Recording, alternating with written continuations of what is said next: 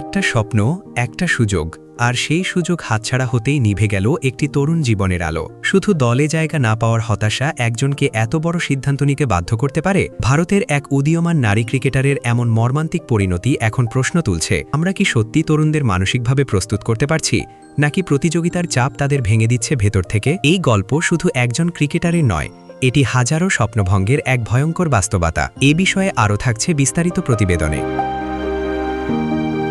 Cricket, যে খেলাটি শুধুই একটি খেলা নয়, বরং হাজারো তরুণ তরুণীর স্বপ্ন, সংগ্রাম আর জীবনের লক্ষ্য। কিন্তু সেই স্বপ্নের পথটা সবসময় মসৃণ হয় না। কখনো কখনো একটি ছোট ব্যর্থতাই হয়ে উঠতে পারে জীবনের সবচেয়ে বড় ধাক্কা। এমনই এক হৃদয়বিদারক ঘটনার সাক্ষী হল ভারতীয় ক্রিকেট অঙ্গন। অ্যাঞ্জেল গ্যাংওয়ানি নামের ১৯ বছর বয়সী এক তরুণী ক্রিকেটার দলে সুযোগ না পেয়ে আত্মহত্যার পথ বেছে নিয়েছেন, যা পুরো ক্রীড়া অঙ্গনকে স্তব্ধ করে দিয়েছে। তিনি পুদুচেরি নারী টি-20 দলের ট্রায়ালে অংশ নিয়েছিলেন।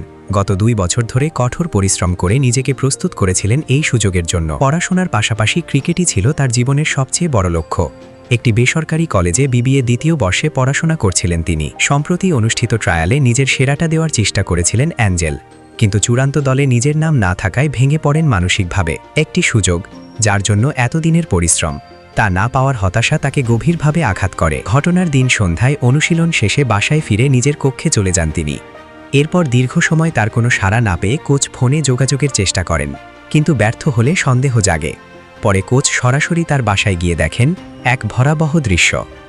দ্রুত তাকে উদ্ধার করে হাসপাতালে নেওয়া হলেও চিকিৎসকরা তাকে মৃত ঘোষণা করেন। এই ঘটনা শুধু একটি ব্যক্তিগত ট্র্যাজেডি নয়, বরং আমাদের ক্রীড়া ব্যবস্থার ওপর বড় এক প্রশ্ন তুলে দেয়। একজন তরুণ খেলোয়াড় কেন এমন চরম সিদ্ধান্ত নিতে বাধ্য হন? কোথায় ঘাটতি রয়ে যাচ্ছে? ক্রিকেটে প্রতিযোগিতা এখন আগের যে কোনো সময়ের চেয়ে অনেক বেশি কঠিন।